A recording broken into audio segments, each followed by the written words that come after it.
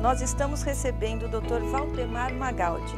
Ele é psicólogo, especialista em psicologia junguiana, psicossomática, homeopatia e mestre e doutor em ciências da religião. Olá, Valdemar, tudo bom? Tudo bom, e você, Nancy? Agradeço muitíssimo de você ter vindo no Alô Mamãe.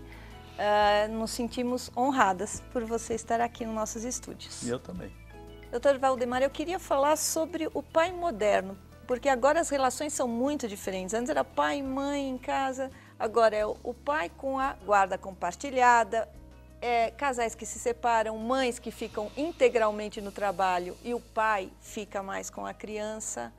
Qual a diferença da educação do pai anterior a este pai que agora, dos tempos atuais? Eu vejo que a inclusão do feminino dentro do ambiente social, cultural, profissional, está cada vez maior.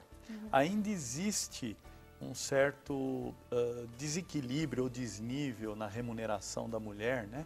Mas, apesar disso, a cada ano a gente vê que a mulher está se inserindo de forma mais intensa no construto social, e isso está fazendo com que a função do pai, como aquele indivíduo que é distante, ausente, chega em casa, ninguém pode gritar, falar nada, porque o papai está cansado, porque trabalhou o dia inteiro e nem interage e tal, que era dos anos 60, sei lá, 50, está acabando, e hoje o pai está moderno, ou seja, o pai está mais jovem, né? Jovem do ponto de vista mental, ele brinca de videogame com o filho e às vezes brinca de igual para igual. Eu vejo casos assim que filho disputa com o pai o próprio videogame porque o pai não deixa o filho jogar, né? Então e esse tipo de aproximação é muito legal, por um lado, mas por outro pode também gerar uma confusão na assimetria que tem que ser mantida na cabeça dessa criança, desse filho. O filho vê o pai de igual para igual. De igual para igual. E não é saudável. Pode, né? Ou seja, pai não pode ser amigo e pai não pode estar numa relação simétrica. Simétrica, de igual para igual. Isso, tem que estar numa relação assimétrica. Ou seja, pai é diferente de filho e pai tem mais experiência e o filho tem que, de fato, respeitar esse pai. Ou seja, tem que prestar conta a esse pai. O pai tem que exercer autoridade? A autoridade, que não tem nada a ver com o poder, né? Mas para exercer a autoridade, ele tem que ter a autoridade. É interessante, eu gosto muito das palavras, né? A palavra autoridade vem de autorritos, rito pessoal. É um indivíduo que tem ritmo. É um indivíduo que tem consistência e coerência na própria dinâmica de vida. Agora, é uma pessoa segura. Isso. Agora, se ele fala que vem e não vem, se ele fala que vai buscar e não busca, se ele fala que vai fazer e não faz, ele perde a autoridade. Né? Então e aí esse filho não respeita. Então, assim, você só se dá o respeito quando você, né, tem essa capacidade rítmica, de confiabilidade. E isso é um desafio do pai moderno hoje. Né? Exatamente. Ele não pode ser um adolescente junto com o filho, ou uma criança o colega junto com da esse turma filho, do filho. porque aí bagunça as coisas. Mas, por exemplo, quando um pai sai em turma e quer fazer assim, como se os amigos dos filhos fossem como se fosse deles. Aí brinca, e joga bola. Isso daí é interessante, integrar o pai com os amigos do filho, mas deixar claro que ele é o pai. Sempre com parcimônia, sempre com um certo distanciamento. Porque senão esse pai ele passa a tentar reparar o adolescente ou a criança mal vivida dele. É uma grande oportunidade para ele viver novamente a infância ou a adolescência dele. E ele se perde na própria condição de educador, de referência, né? Daquele indivíduo que tem aquela condição hierárquica, né? De superioridade, e precisa ter, porque esse filho, ele precisa ver no pai uma referência de porto seguro, para ele alçar voo, sabendo que se tem alguma coisa mal sucedida lá na frente, o pai proverá, né? Como a Bíblia mesmo fala, né? Certo. Deus proverá, Deus proverá, o pai proverá, o pai vai me segurar. Então o pai é aquele que lança o indivíduo, mas ele sabe que, né, tá lá para sustentar. Esse é o pai moderno atual, saudável, e não aquele que simplesmente se veste com roupa da hora, né? Sim. E sai para a balada junto com o filho, né? Ah, entendi. O filho, para ele ter... Quando ele sempre tem filhos que sentem mais que o pai, fala, pai, agora não é para você ir, ó, pai, dá um tempo. O pai, nessa hora, é um sinal importante de que está misturando, fazendo como você falou. Agora, como é que o pai percebe? Isso daí é um sinal claro, mas tem como o pai perceber quando não há um sinal claro do filho? É complicado, né? São coisas... Porque a modernidade pede que ele seja, como você falou, descolado, né? São muitas sutilezas e é interessante ver o quanto que o pai ele tem que, de alguma maneira, respeitar a individualidade desse filho, estimular esse filho a ter essa individualidade, não competir com o filho e, ao mesmo tempo, dar recurso para esse filho seguir adiante, né? Mesmo se ele é, por exemplo, um pai bem-sucedido, porque hoje a gente vê, assim, uma coleção enorme de casos onde o pai bem-sucedido transforma filhos em verdadeiros bananas, né?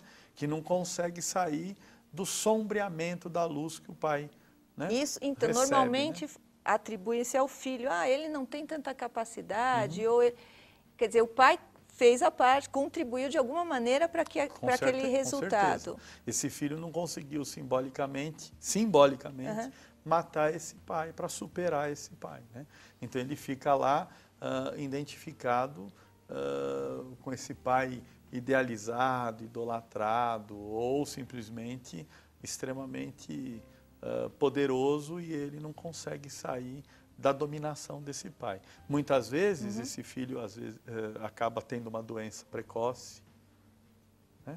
Um acidente, porque a única forma de sair é morrendo mesmo, e aí vai para a morte concreta. Quer dizer que chega a um desespero, literal. mas aí é inconsciente. O filho não sabe... Acredita-se sim, que na maior parte das vezes é inconsciente, mas a gente vê casos clássicos aí, que ganham até notoriedade pública, né? De, por exemplo, o filho de um grande político que obrigou o filho a ser político e, de repente, o cara não aguentou essa pressão. Morre num infarto fulminante, no auge da fama política. Porque não aguentou a cobrança do pai ou ser...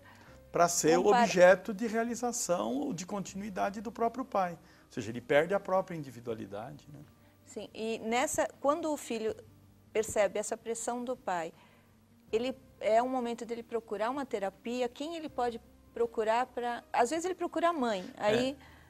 Na realidade, assim, quando a gente começa a perceber que as relações estão muito tensas, é preponderante a ajuda de algum profissional para poder, de forma imparcial, de forma, né, assim, isenta de todos esses complexos e essas passionalidades, ver o que tem de projeção, o que tem de reparação de um, de outro, para dar a cada um a sua individualidade, né? Sair dessa fusão, sair dessa confusão que é disfuncional. Mas para isso precisa ter a humildade mesmo de buscar esse profissional, né? Um pai tão poderoso desse, a probabilidade de aceitar ajuda é muito pequena. Uma terapia, por exemplo, existe terapia de casais, então vai o marido e a mulher. Existe terapia assim, que chama o pai e o filho, ou você chama o filho separadamente? Normalmente a gente faz assim, ou terapia de casal ou terapia de família. Dentro da terapia de família, você pode trabalhar subsistemas dessa família. As mulheres da família, os homens da família, os filhos da família, os pais da família, a família toda. Ou seja, você vai trabalhando as subdivisões e vai percebendo que em cada subdivisão tem uma cumplicidade diferente, tem um elo diferente, um acordo consciente tácito, ou inconscientemente estabelecido lá, né? E aí você vai percebendo como é que vão se distribuindo as forças energéticas, psíquicas daquela família, e aonde que está o indivíduo que está assumindo o papel daquele que a gente chama de paciente identificado, que é a doença ou a lata do lixo daquela família, onde que está o outro que assume o poder do sustentador da família. Então, quando assim existe, por exemplo, chamado filho problemático, não é só o filho. Então tem toda uma relação familiar que ocasiona aquela situação. Porque assim, a criança, desde quando nasce até atingir a vida adulta, ela não adoece sozinha, né? Ou seja, a natureza ela é sábia. Toda vez que você interfere na natureza, a natureza reage. E a forma que a natureza reage é através de sintoma. Quando é bebezinho, o sintoma é físico, tem cólica, não dorme, tem diarreia, febre. Quando vai ficando adulto, esse sintoma deixa muitas vezes de ser físico e passa a ser comportamental.